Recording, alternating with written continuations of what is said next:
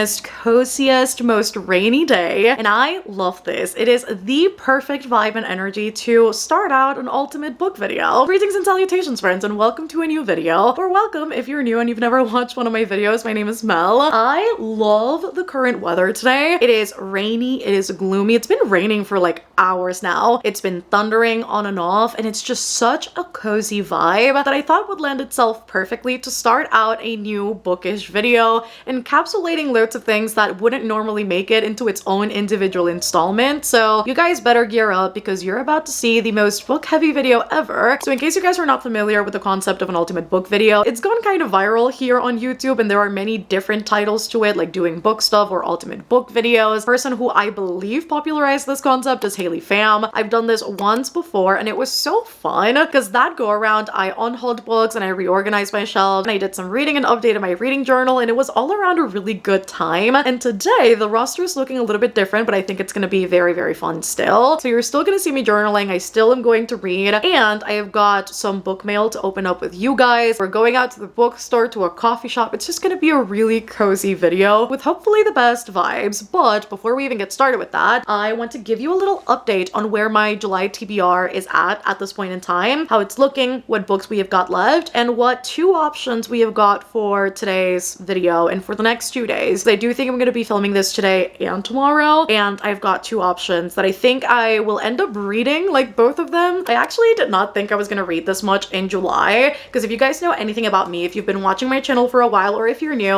let me loop you in, sister. Come closer. For the longest time, I was prioritizing reading over everything else in my life, and it was such a tricky balance to find, especially as reading is one of my favorite hobbies, but also my job. And I found myself often reading books that I didn't really want to read just because I knew other people wanted to see me read them, or because they were popular, or because they were making the rounds, or because it was like the new shiny book that just came into existence and I needed to find out more about it, or I was reading very specific titles for very specific videos because I was feeling experimental, and I found that that was very detrimental to my reading, and I didn't find myself enjoying what I was doing. Even down to the reading, I started seeing it more as a task to get done rather than something I just do on a daily or whenever I'm free. And so last year I really set it up as a goal for myself to only read when I want, when I can, and what I want. And this month it was very kind of terrifying for me because it was the first month that after so long of not doing reading experiments or having a fixed TBR for very specific videos and kind of being more ambitious with my reading, it was the first month in which I told myself, let's experiment just a little bit and see how I can kind of mix up my current reading routine with a reading experiment and see if the two can mesh. I watch other creators that have found that medium of them reading books that they want to read and that they find that they'll enjoy because it has tropes or scenes or just a very specific synopsis that meshes quite well with their reading taste, and I wanted to see if that was possible for me.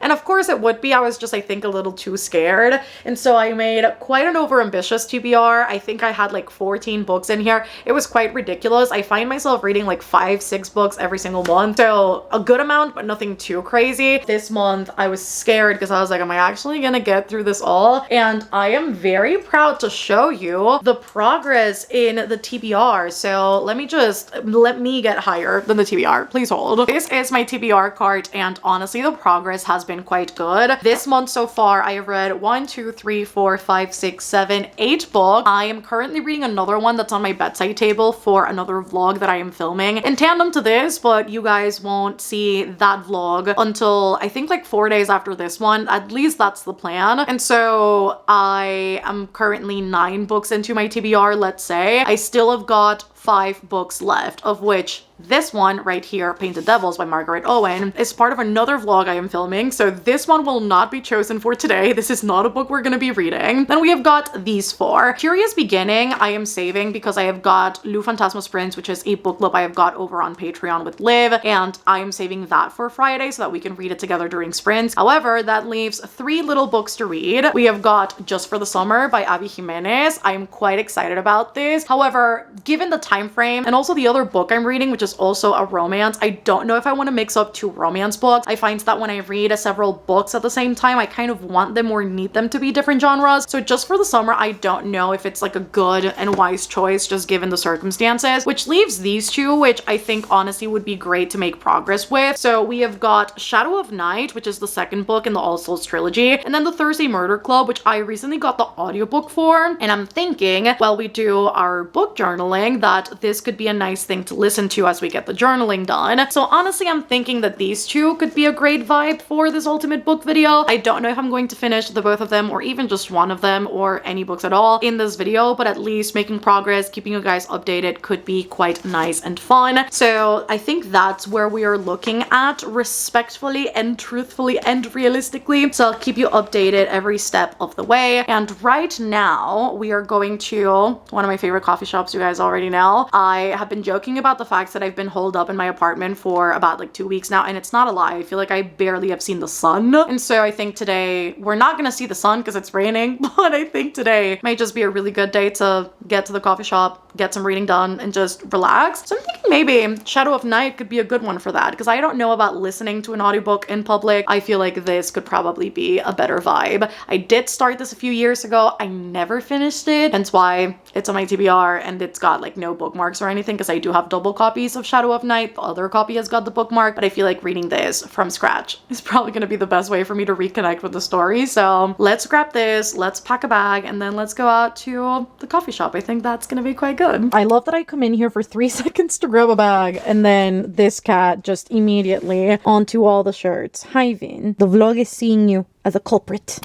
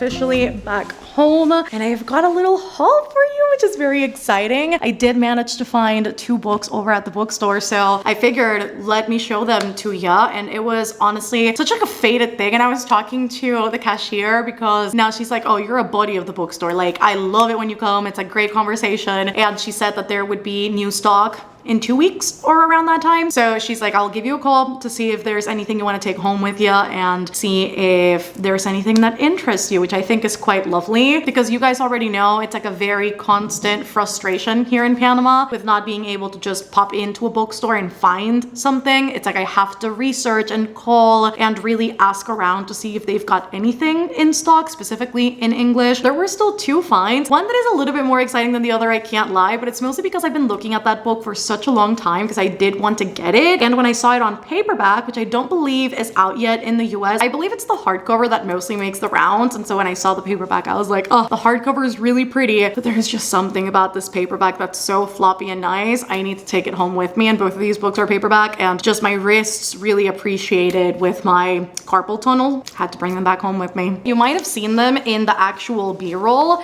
because I did show them when I saw them, because I was like, oh, it's actually a quite cool. Specifically to find Chang'e All-Stars, I was not expecting to see this book. I was literally, kid you not, thinking about buying this morning, ordering it online. And as I get to the bookstore, that's the first thing I zero in on. It's just, it was meant to be. Again, little things that the universe kind of lines up for you. This feels like one of them, and I'm very excited about this. First of all, the spine is so pretty and the cover in general. And I know it's a dystopian that follows a private prison system that holds these gladiator-like criminal act performances for profit and entertainment. And we follow our two main characters that are the stars of Chang'e All-Stars. And not only are they stars in said entertainment system, but they are also lovers. And I believe the book is queer. And on top of that, one of our main characters is almost free, a few weeks out from being let out. And she does one final act of defiance. It's like the ultimate act of it. And things kind of go from there. It sounds so very good. I've seen such high praise for this book. And look at this. So floppy, just so good. I knew I had to take it back home with me. And then we have got The Bandit's Queen. I saw this, and honestly, the thing that caught my attention the most was the colors. I think the colors on the black cover is just super, super striking. And based on the synopsis at the back that I read at the bookstore, Gita, the main character, allegedly lost her husband, but like she actually like lost him. Like he didn't die, she just doesn't know where he is. And everybody believes that he is dead, and she takes advantage of this renowned fame now that she is considered like a widow or she lost her husband. She says it's got loads of benefits. Nobody approaches her, harasses her, or talks down on her because of her particular status, which is something that she really much enjoys. But then I'll assume something happens that sets off a specific chain of events. I don't know what that's going to be, but I'm quite curious about this. Trying to keep my knowledge of this to a bare minimum, but I did see on Goodreads that the reviews were quite high. People had high praise for the book, and they said that it had a very amazing mix of emotions, from a lot of humor, and that the humor really kind of hit the spot. Oh, cat number 2 is trying to steal the light, and I love that the other one's just up there. But yeah, they said the humor is quite good and that it is sad at times and just very poignant. So I'm really looking forward to reading this in due time. And also another really striking spine. Like both of these spines are gorgeous. And not only did we go to the bookstore, have some good finds, but I also made some progress on Shadow of Night at the coffee shop. Didn't read a whole lot because you know what? Forgot my AirPods at home. I was charging them before I left, and then I completely forgot to take them off the charger and take them with me. Music was quite loud, then they took it down, but then there were several groups around me that were being quite loud. And this book requires some level of brain power because it is very historical and it's just very different to what I typically read. It's still paranormal romance. It's still in the vein of fantasy. However, the All Souls trilogy, or the overall series, deals with a lot of historical scientific facts because the author, Deborah Harkness, is a historian herself, but also our two main characters are very involved not only in history but also in science, because our main character, Diana Bishop, is a historian and she works doing mostly research but also as a professor at Oxford. In fact, she spends most of her days at the Bodleian Library, and one day she's there just browsing the books. She ends up finding the Ashmole 782, which is a book that has been lost for centuries. And not only did she find the book, but it seems to only respond to her. Why that is a mystery, and the fact that she took the book out of its rightful spot was something that kind of sent off magical signal waves in the entirety of the supernatural world. And now everybody's aware that the book is out and about and that she was the one that pulled it out. And then on top of that, somebody else takes real notice of her, a vampire named Matthew Claremont, who very quickly takes interest not only in who she is as a person, but also the fact that she managed to find this book and what exactly that means for the overall world of the supernatural. And then these two strike up a little romance that is completely against the rules because the Covenant says that interspecies relationships, marriages are not allowed at all. And oh boy, do they break it. And oh boy, does that bring loads of conflict within the world because the Covenant is broken over and over again. I really, really loved the first book. I didn't think I'd love it as much as I did, particularly because of it being so science and history heavy. But I find that it's just so entertaining the way that Deborah Harkness grabs these very real historical facts, moments, people, and groups and just turns it into this fictional thing where it's very almost instructive and educational, and yet she makes it fictional and entertaining. I just love it so much. And in general, this entire second book is, I think, way more historical, at least that I've seen so far. And I did start this book a few years back and I read about 160 pages of it, I think, because we get to see a lot of historical figures that, again, she warps into something more fictional, but that fit into the supernatural world that we don't necessarily get to see in book one. And so this is off to a really good start. And I think it's best that I started this from scratch instead of reattempting to pick up where I left off, because that has never been successful, and Lord knows I've tried many times to do it.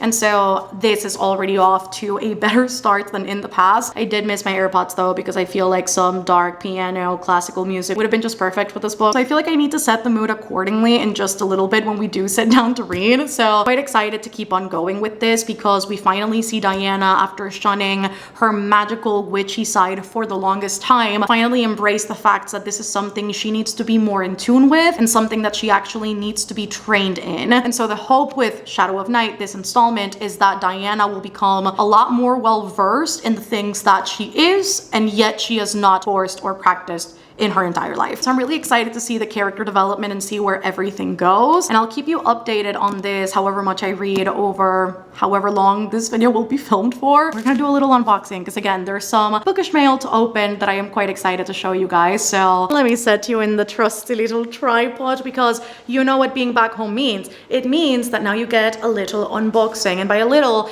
I mean maybe a little bit extensive. I honestly don't know how many packages I have got that are actually books and the things that are not books, and how everything will come about. But let me fetch the ginormous bag full of packages that I fetched yesterday from my PO box, so we can get through them all and see what is up. This is how you know it's quite bad. When they give you a trash bag to put your packages in, that's how you know it's a little bit excessive, because this is how we are looking at this current moment in time. But I also need an implement to open these things, because I realize I don't have anything. We've got a Books A Million package, and I already know what this is, because it's literally the sweetest thing ever. One of my patrons actually had messaged me, and she was like, hey, have you actually bought Not in Love yet? Have you not bought it? And I was like, no, I haven't, because I typically buy the books that I'm gonna put in the next month's TBR, if there are any to buy, toward the end of the month. So it feels a little bit more exciting to get it like closer to me filming my TBR jar video. And she was like, well, don't get it, I got you. And she literally sent over the Books A Million edition. I'm not ready to see this. I've never gotten anything from Books A Million, so I feel like I'm discovering a whole new world with this. This is kind of fun. One broken magazine later and a few coupons later, Not in Love by Ali Hazelwood.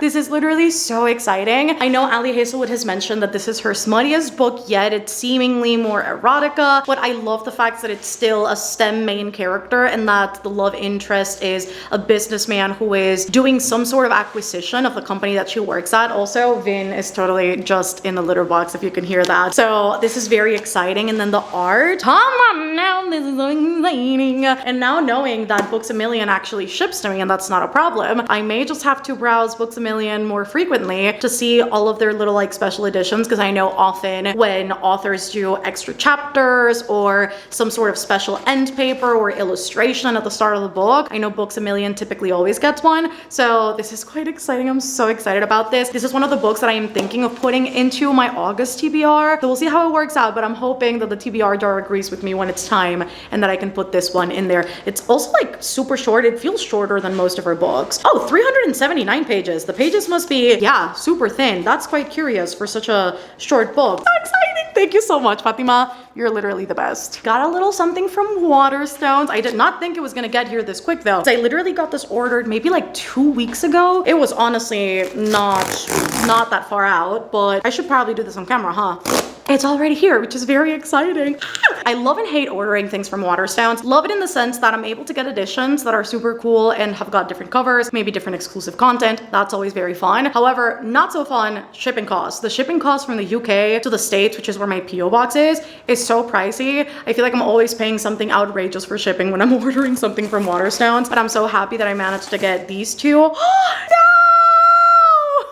Oh, I'm gonna have to message them about this, because what in the world? Did the other one get here like that too? Okay, one book got here fine, the other not so much, but I ordered 2 different books from them. I got Blue Sisters by Coco Melors. It's the same author of Cleopatra and Frankenstein. However, you can see that the book got here like all bent, like all over. The dust jacket really suffered on its way. Like literally look at this. I'm gonna have to message customer service and see if maybe I can get a little replacement, because this is not This is not okay, y'all. This is so bad. But other than that, I was really excited about this because I really enjoyed Cleopatra and Frankenstein, and the UK cover of this book is just, to me, very superior in comparison to the US one. And this says that the Blue sisters have always been exceptional and exceptionally different. We have got Avery, who is a straight-faced lawyer living in London. She is the typical eldest daughter. Bonnie, who was a boxer, but following a devastating defeat, has been working as a bouncer in LA. And we've got Lucky, who is the rebellious youngest, a model in Paris. And then Nikki, the beloved fourth sister, whose unexpected death left Avery, Bonnie, and Lucky reeling. I'm honestly quite curious to read this and see what Coco Malors will do in this book, because I really enjoyed Cleo and Frank. I think I gave it a 4.5. I can't remember what I gave it, but I remember having a really good time with it. And then we have got The God and the Gumiho by Sophie Kim, which is one of the Lou Fantasma book club picks. Remember how we were talking about the book club earlier that I host with Liv over on Patreon? This is going to be our next book club pick, and I'm so excited about this. I think this is going to be the perfect book for me personally. I'm very excited about this. We follow a nine-tailed fox and a trickster god that meet at a coffee shop, and although they're very standoffish with each other because our barista, our nine-tailed fox Honey, is continuously trying to not let customers irk her, they do find some sort of bond in the midst of this all. But things get a little bit complicated in this partnership, in this little friendship that is blossoming, because the trickster god is offered an opportunity to be pardoned of his sins, and in order to do that, he needs to kill a demon, but also the scarlet fox, the nine-tailed fox he just befriended, except he doesn't know that! And it's gonna be so good. I'm so excited to read this. The UK edition I thought was absolutely stunning, so I just knew I had to get this one versus the US edition. There's unfortunately nothing under the dust jacket,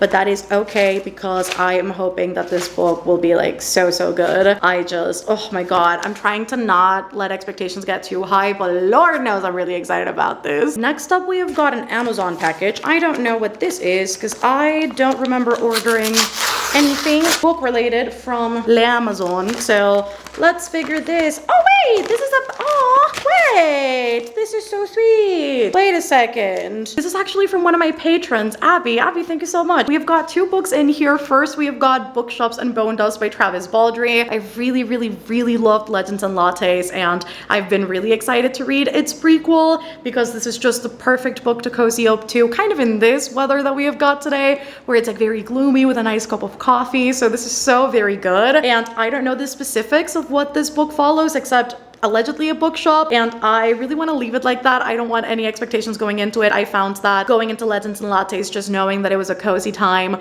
was probably the best way for me to go into it, so I'm very excited for this one. So we've got Bookshops and Bone Dust, and then we have got Solo Leveling Volume 2. You guys know a few months back I read Solo Leveling, and I really loved it. Follow Jinwoo's story as somebody who's been branded the weakest hunter of all time. They have got different levels for the hunters, and depending on which level you are at, you've got like a different ability, different power, different strength, and he possesses virtually none of that, and he is constantly undermined, condescended on, and really just underestimated because he doesn't have the same clearance as a lot of other hunters. And he proves himself in the first volume through his intellect and just his way of thinking, which was amazing. And volume 1 was very much just like a setup, and it kind of read like a prologue, honestly. So thank you so much, Tabby, for sending these over. This is literally the sweetest thing ever. Thank you. We have got another Amazon package, and I have a suspicion as to what this is. So let us open it. One of my patrons, Dorothy, shout out to you. We were literally having, I think, a cozy game night at the time on Patreon, which, by the way, it's a good opportunity to say, as always, if you guys want more extra content, support the channel further. It helps run things smoothly, and it's also a great time. We've got a bunch of different live shows. It's a very live show heavy Patreon,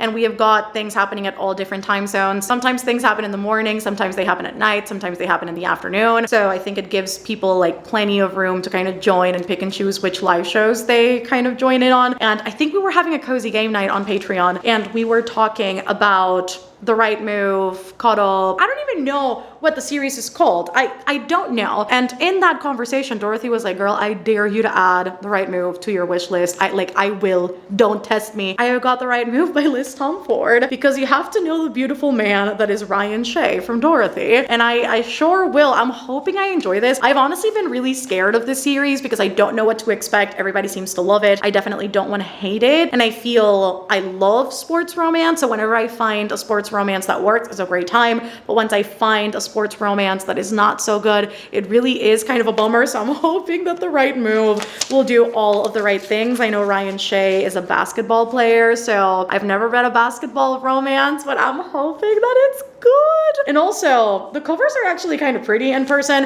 Whenever I look at them on camera, I'm like, oh, it never really looks that good. But honestly, in person, it kind of has its charm, not going to lie. Thank you so much, Dorothy. And then we have got all of these, which are for a very specific video that I guess I can tease right now, because we will unbox these together, because I don't like to keep boxes in my house. It freaks me out, okay? Especially because they've been in storage for a while. And I guess this is a good place to start, mostly because the package actually got here.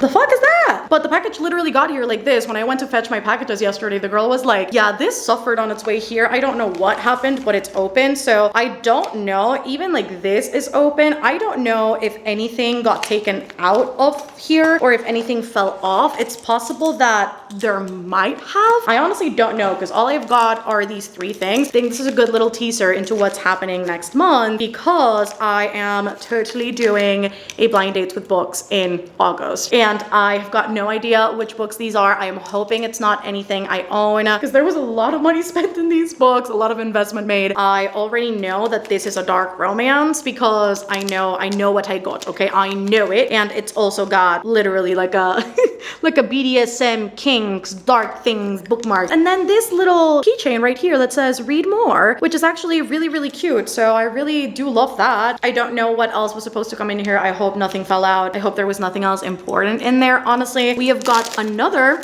blind date with a book. I don't know which one this is though. Honestly, at this point, I can't remember what I got of what. I think this might have been, yeah, the thriller I got. Okay, see, this is good that it actually has the thing here, because it's all catered towards the genre I got. Ooh, okay, it was published in 2020. This is like a little teaser. Published in 2020. It's a psychological thriller, domestic thriller, marital affair, murder, husband. I don't even, it's got like so many things that I can't even see, but honestly, this is so freaking cute. Look at that. Like the decor in here is stunning. Oh my god, hello, Melanie darling. Hello. That's so sweet, my name. And then we have got the receipt in here. The wrapping in this is honestly freaking stunning. Love that a lot. Then we have got this box right here, which I may just actually keep the box for, because this is a whole deal I got. It has a blind date with the book, and then it's got like a bunch of other things in here that are like super cute and whatever, because I just thought it would be like a nice treat myself moment. And so this has got more than just the blind date. Oh, I totally just broke the box. It's got like more than just the book. Melanie,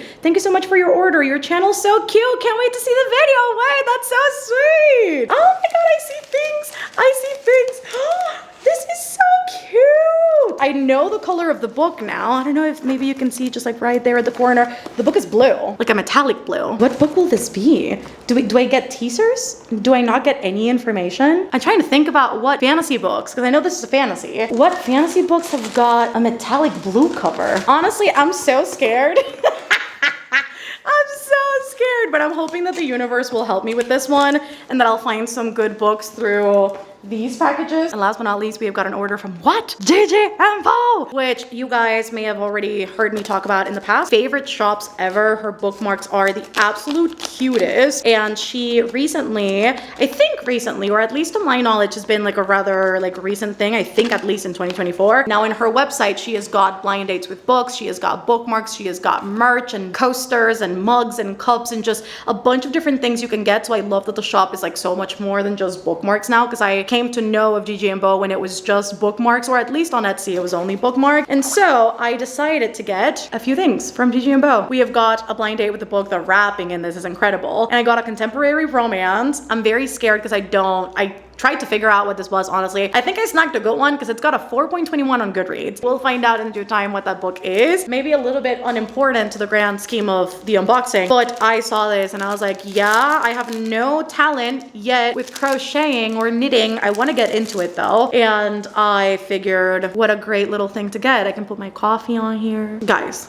I couldn't not get the damn coaster. Hello. And then I got a few bookmarks and I'm so excited about these because these are the Bo collection. I had been eyeing these for a while, but they had sold out before I was able to get them. Literally, look at that. It's so cute. So we have got this one with the flowers and the strawberries. And then we have got this one, which is like more summery with the iced coffee. It's the damn Bo. Just this speaking out of the book. Like, it's so cute. I love it. And then we have got the bears and the bows. Like, come on. I had to get this one. I just really liked the color of the dogs. I thought it was like super cute. So we have got these two as well. So yeah, those are all the things I needed to unbox with you guys. I've got like other things, but they're tech. I've literally got like hard drives SD cards. Not that interesting to watch in an ultimate book video. They are for the channel though, and I had to get them because every once in a while we need to get these expensive things. But other than that, that's the unboxing.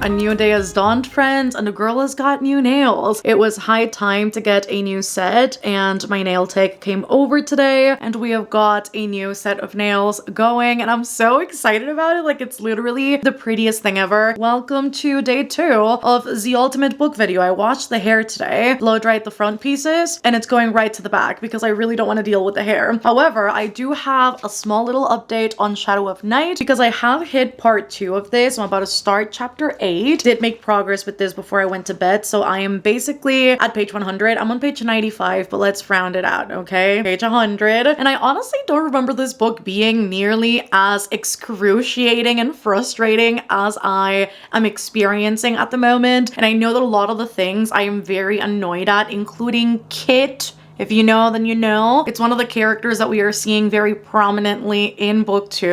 I don't remember being nearly as annoyed as I am these days reading this. And I know that these set of circumstances that Diana and Matthew find themselves in are so specific, and the etiquette and society and the supernatural world in general is just so different to what we experienced in book 1, given where they find themselves in their journey in the second installment. That doesn't mean that it's not frustrating though, because the Matthew that I know and adore kind of peeks out every once in a while, but not a whole lot. And even Diana mentions it in the second book, where Diana goes, now that he is, again, in this specific scenario, in this setting, he finds it so easy to slip back to what he used to be, and he's not treating me the same. And I just know it's gonna be probably a huge conflict in the story between the two of them as they work out, I guess, their respective roles and where they fit into each other's lives and how they treat each other, because how Diana is being treated in this book is seriously grating on my nerves. And I understand, like, let me just say it once more. I understand that it makes sense that she's being treated this way. That doesn't mean that I have to like it though, because it still is very frustrating as a reader. So I'm enjoying it, but I'm frustrated.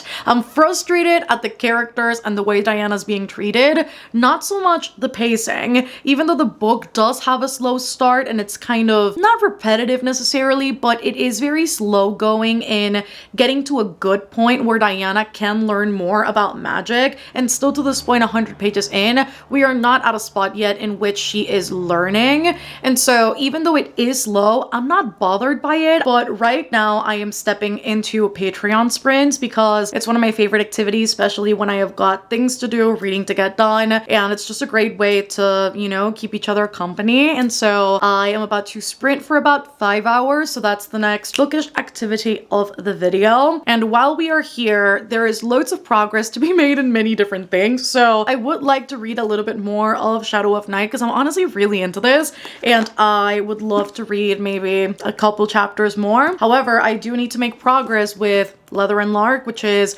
a book I am reading for another video. Guess who ran out of battery? Again. As I was saying, you're gonna see this here and me reading it, but you're just not gonna get any updates in this vlog because it's for another video altogether. And then journaling also. Really want to make progress with the journaling. So I will be listening to, while I journal, the Thursday Murder Club. So it's just looking like we're gonna be bouncing in between books. It's gonna be okay. We're gonna make it work out. And so I've got my journal right here with me. We're going to update this, paste all the pictures, and make it look pretty. I'm really excited about the Flawless spread by Elsie Silver because, spoiler alert for a video you haven't seen yet, but it's coming out next week. I really loved Flawless, so I really can't wait to make a little spread with like quotes and the characters' names and everything. I think it's gonna be quite cute. So I'm excited about journaling today. I've got the pictures right here. so I do need to cut all these out. As always, buildings admin coming through because they're the ones that printed these out for me. And as you can see, we have got 4 full pages of things to paste into the journal because the last time I updated this journal was literally in the last Ultimate Book video, and I haven't looked at it since because I've just been in go, go, go mode. And so today's journaling session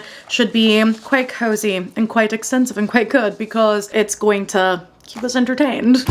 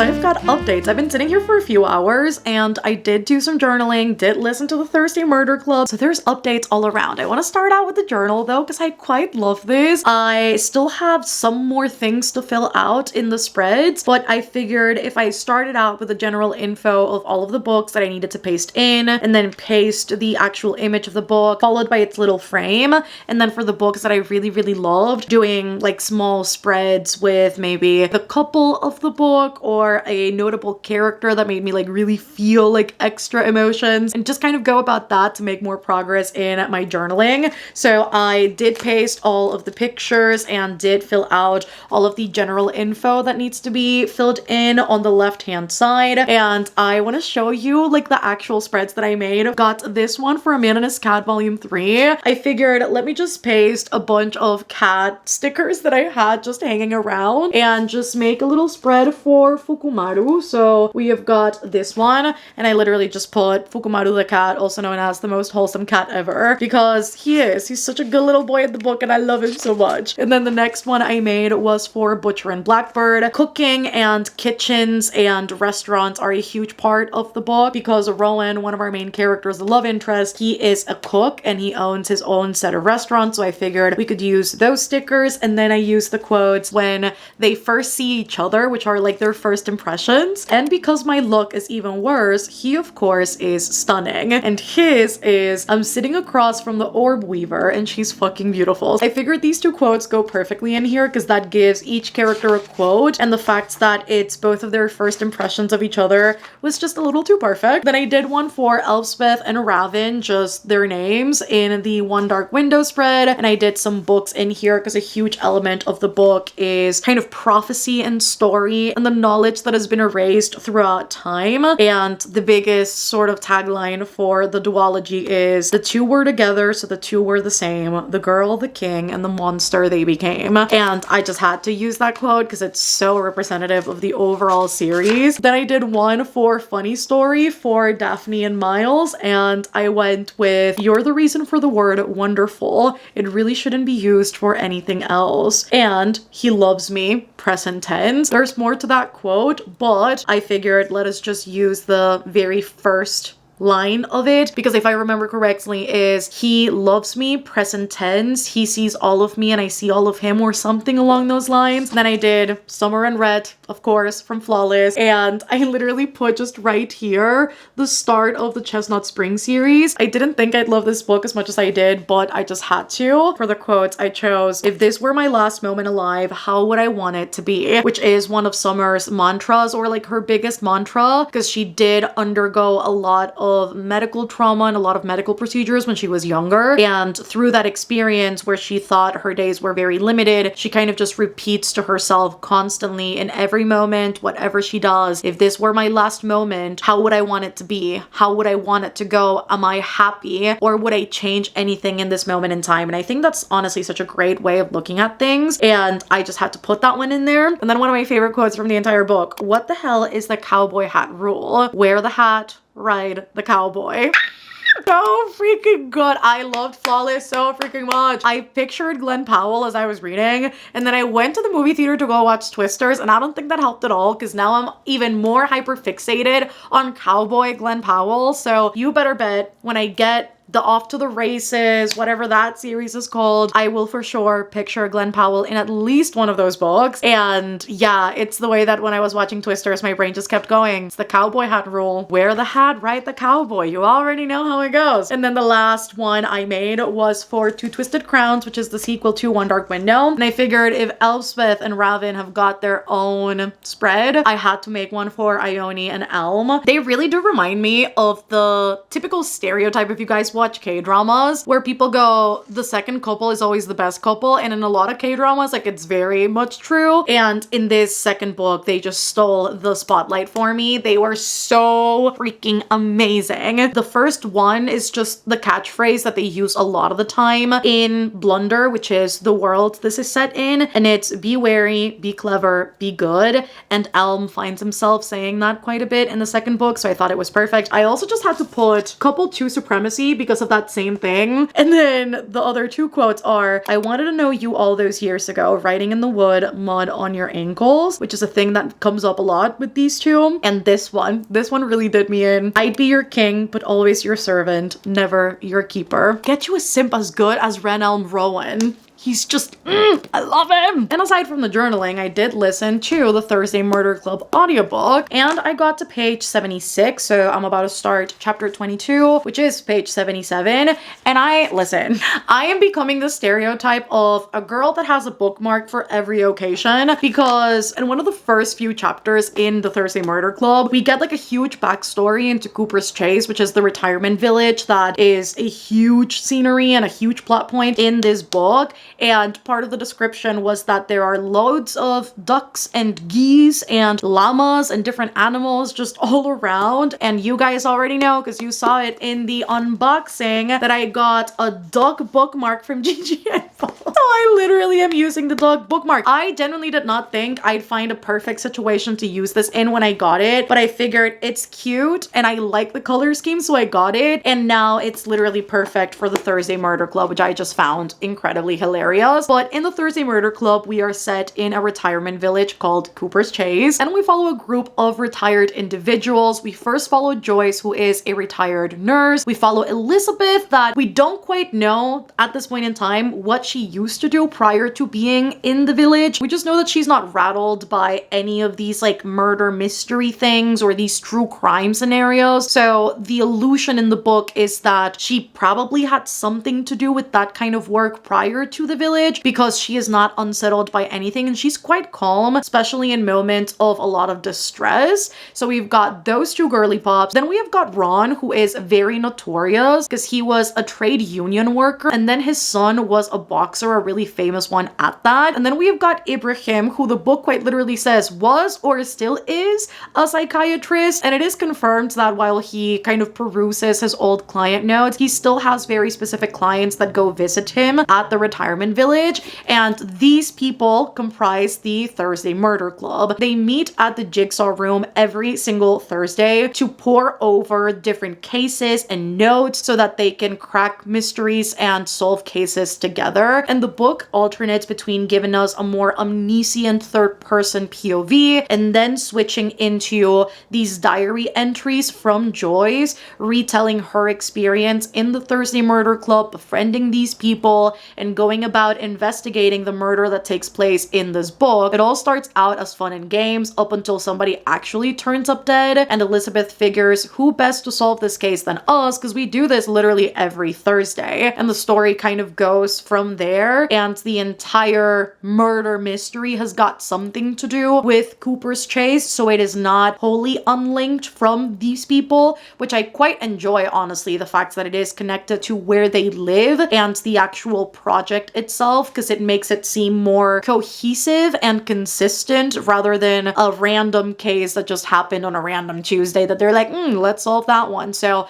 I quite enjoy that about the book. I also love that all of the characters have got very distinct voices. You can tell who's who, just even by the way that they talk. I will say, just because we are treating with older individuals, the book can often have these very insensitive jokes or these very insensitive interjections that at times can be clever, because you would expect a character this old, you know, well into their 70s and 80s, to have a very old school outlook on life and perhaps be very confused about how things go about now. So it makes sense under the circumstances that they would speak that way, at least some of these characters. However, there are often times that it seems just a little heavy-handed for my taste, and it makes it seem like straight up insensitive. So I'm kind of battling with that at times. And I will say I am glad that I'm listening to the audiobook, because the writing in the audiobook seems very conversational, which I appreciate, but I often struggle with like very structured, I don't even know how to phrase it, but it seems to me like very structured and almost very cold, like British writing. Because I experienced the same thing with Mort by Terry Pratchett. There were times when I was really connecting to the writing and I really enjoyed it, and there were times where it seemed just a little bit too detached for my personal taste. Finding the same thing with this. The journal entries from Joyce, really cool, but then when we're observing the story overall, some things just seem a little bit too methodical for my personal taste. So parts I'm disliking, parts I'm liking, but overall, the audiobook I think is a really wise choice, because it almost feels like I'm being told el bochinche, el witchy, like it's good, you know, you're being told the hot goss, and that aspect I am enjoying. So far, we're doing good. And the reason why I'm reading so many things at once, by the way, I typically don't do this. I used to do this a ton back in the day so that I could get through books and actually start them and not just like leave them hanging in the TBR jar or cart or wherever I was putting my TBR in. The reason why I have all these books ongoing at the moment is because I do want to plow through most of my July TBR, which I know sounds crazy. You guys are going to be like, Mel, there were a lot of books in there, and I would not disagree with you, because there were a lot of books in there, and again, counting these 3 books that I've currently got ongoing, I have 3 other books that I still have not started, but that ideally I would like to finish most of before the month is over. And so I've started 3 books at the same time in the hopes of actually doing the reading, because I want to reset my TBR for August as much as possible. Because you guys already saw, we've got the blind dates with books incoming for August. Then I've got a month-long Patreon readathon that has got its own prompts, and I will make sure that the prompts align with whatever is on my TBR. So I won't focus too much on the prompts more than fitting the books I get from the TBR jar into the prompts for the readathon. I know I'm looking at very specific titles that I want in my TBR, and some of those books are not only long, but they are the start of certain series. And so I'm just hoping that I can get through most of my July TBR in the next literal week, because there is a week left, and I don't know how I'm going to do that. It's gonna be okay. We're gonna figure it out. The TBR is gonna be long, so we'll see what happens.